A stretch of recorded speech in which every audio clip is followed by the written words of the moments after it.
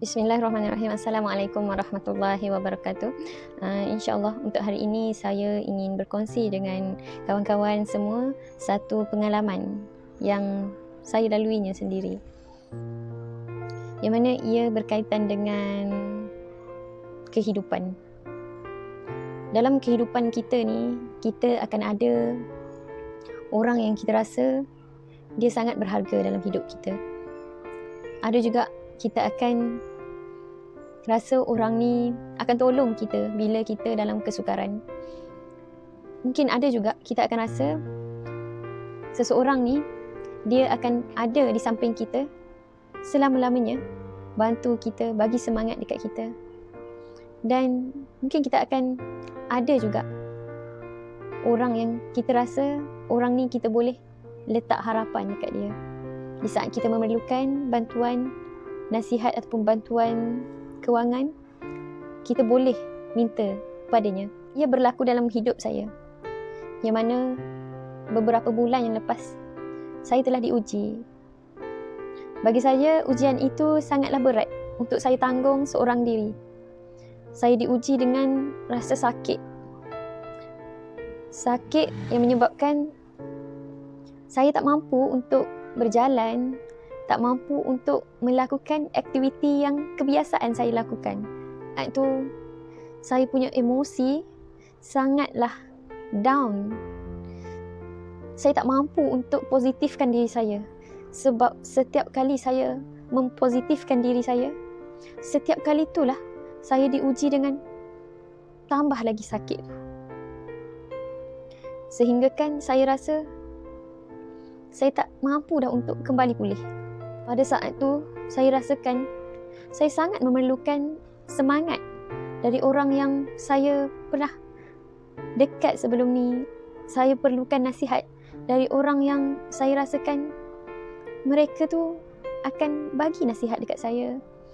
Masa tu juga saya perlukan sokongan dari orang yang masa saya sihat, mereka ada bersama-sama dengan saya. Tapi Allah uji saya, mereka ni menghilang di saat saya memerlukan kata-kata semangat, di saat saya memerlukan dorongan, di saat saya memerlukan nasihat. Mereka tiada. Mungkin Allah telah hilangkan mereka untuk saya sedar. Ya, saya yakin. Saya yakin Allah hilangkan mereka tu untuk saya sedar yang mana pengharapan yang saya perlu letak adalah hanya kepada Allah Subhanahu Wa Taala. Setelah 8 bulan, saya merasakan mereka yang hilang ni bukanlah siapa-siapa. Mereka tak mampu pun untuk bagi semangat dekat saya. Mereka tak mampu pun untuk bagi nasihat dekat saya. Mereka tak mampu pun untuk memberikan saya satu suntikan baru. Allah nak ajar saya, nak ajar hati saya supaya hati saya ni bukan mengharapkan manusia, tetapi mengharap pada Yang Maha Esa. Masa dalam tempoh saya sakit tu, ibu saya selalu berpesan, Ya salam, ya salam, ya salam. Ucapkan ya salam, ya salam, ya salam. Supaya apa? Supaya Allah mensejahterakan hati saya pada masa yang sama, memberi kesembuhan pada kesakitan saya. Di saat itu, barulah saya sedar yang mana saya tak perlu pun mengharapkan pada manusia, tetapi harapan yang saya perlu letak adalah kepada Ya Salam yang Maha mensejahterakan. Allah uji saya lagi. Selepas tempoh saya diberi kesembuhan, saya merasa sangat sedih dan kecewa dengan orang-orang yang saya letakkan harapan tu. Tapi sebenarnya Allah beri kesedaran dekat saya. Kenapa perlu saya kecewa dengan manusia? Sedangkan Allah telah buka pintu kesembuhan dekat saya. Telah buka pintu kesejahteraan dekat saya.